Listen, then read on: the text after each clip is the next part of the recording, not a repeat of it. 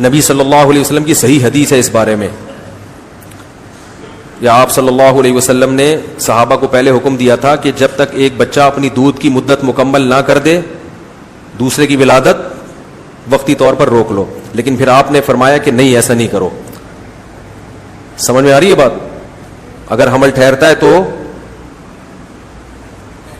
ٹھہرنے دو, اس سے پہلے بچے کو نقصان نہیں ہوگا. اس کے جتنا مقدر میں دودھ ہے وہ آرام سے پی لے گا, باقی کس پہ آ جائے گا؟ روٹی پہ آ جائے گا. ٹھیک ہے, روٹی کھائے.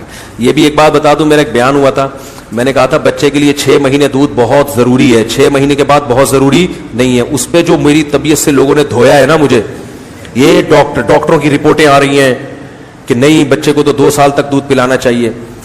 جب کوئی دعویٰ کرے نا اس کے ایک ایک الفاظ دیکھا کرو کہہ کیا رہا ہے.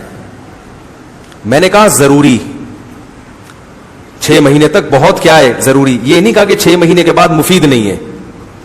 جو 6 مہینے تک اگر دودھ نہ ملے تو یہ ڈینجرس ہے, نقصان دہ ہے, بہت سخت نقصان ہوگا بچے کو. 6 مہینے اگر تمیز سے اس کو دودھ مل گیا تو وہ بڑے خطرے سے باہر نکل گیا. اب اچھی بات ہے اس کو پلاتے رہیں, اچھی بات ہے پلاتے رہیں, لیکن فوکس اب ٹھوس غذاؤں کو بولو بھائی زیادہ کریں. مائیں کیا کرتی ہیں کہ دودھ کی ویلیو ان کی نظر میں زیادہ ہوتی ہے تو 6 مہینے کے بعد بھی دودھ ہی پلاتی رہتی ہیں اور بچے کا پیٹ بھرتی رہتی ہیں, جس سے وہ ٹھوس غذا پہ نہیں آتا, اس سے بچہ کمزور ہوتا ہے. نہیں آ رہی بات؟ کیونکہ آپ کسی چائلڈ اسپیشلسٹ سے پوچھ لیں, وہ یہ کہے گا کہ 6 مہینے کے بعد ٹھوس غذا بچے کے لیے ضروری ہے. سمجھ رہے ہو؟ تو اب ٹھوس غذا کے لیے ضروری ہے کہ دودھ اگر اس کو پلا رہے ہیں تو پلائیں, لیکن ٹھوس کی جگہ بھی باقی رکھیں.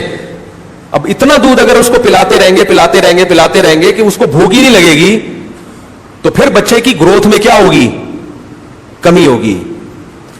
اور یہ ڈاکٹر ہی کی باتیں کر رہا ہوں. ایک چائلڈ اسپیشلسٹ نے مجھے بتایا, بہت بڑے چائلڈ اسپیشلسٹ تھے وہ. تو میرا بچہ بیمار تھا ایسے نا, وہ بھی تقریباً 1.5 سال کا تھا, دودھ اس کا چھڑا دیا تھا, بیمار رہنے لگا تھا. کیا مسئلہ تھا اس کے ساتھ؟ میں ڈاکٹر کے پاس لے گیا, میں نے کہا اس کی فیڈ تو ہو نہیں رہی اس کی. انہوں نے کہا کوئی مسئلہ نہیں ہے, روٹی کھلاؤ, روٹی. ٹھیک ہے نا. پھر انہوں نے مجھے بتایا, انہوں نے کہا جب آدمی بڑا ہو جاتا ہے نا, یہ ایک عمر ہو جاتی ہے, تو دودھ سے زیادہ ویلیو کس کی ہے؟ ٹھوس غذاؤں کی. انہوں نے کہا آپ روٹی چھوڑ دو اور سارا دن دودھ پیتے رہو, کمزور ہو جاؤ گے. اور دودھ نہ پیو, صرف روٹی کھاؤ تو کمزور نہیں ہوگے. اور دودھ بھی پی لو اور روٹی بھی کھا لو تو نور اللہ نور. کیا خیال ہے؟ لیکن فوکس پہلے کس کو کرنا ہے؟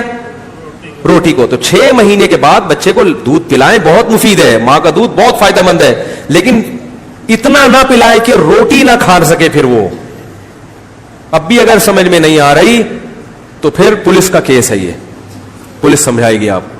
تو دعویٰ سمجھتے نہیں ہے کہ بندہ کہہ کیا رہا ہے, ایک بس فیس بک اور یوٹیوب پہ نا توپے لے کے ابے یہ ڈاکٹروں کی فیلڈ میں ٹانگ اڑا رہا ہے, ابے تو مفتی ہے, تو ڈاکٹروں کی باتیں کیوں کر رہا ہے بیٹھ کے.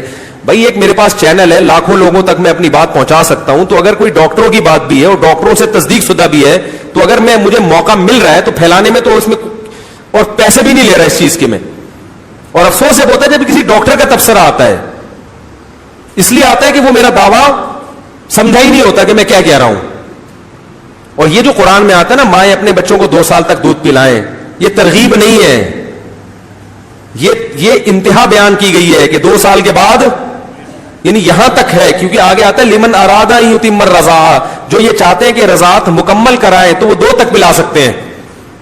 پھر بھی ہم یہ کہتے ہیں کہ مائیں بچوں کو دودھ نہ چھڑائیں, پلاتی رہیں. بچے کو دودھ چھڑانے سے اس میں کیلشیم کی کمی کا خطرہ ہے, لیکن روٹی کو فوکس 6 مہینے بعد اس پہ بھی اتنی ہی توجہ دے جتنی دودھ پہ توجہ دے رہی ہے. ایسے عورتیں منتیں مان رہی ہوتی, یا اللہ اگر آج اس نے آدھی روٹی کھا لی, میں 4 رکعت نفل پڑھوں گی. تو یہ اسی وجہ سے تو ہے کہ بچپن سے اس کو کیا بنا کے رکھا ہوا ہے؟ چھوئی ہوئی بنا کے رکھا ہوا ہے. اللہ تعالیٰ سمجھنے کی عمل کی توفیق عطا فرمائے.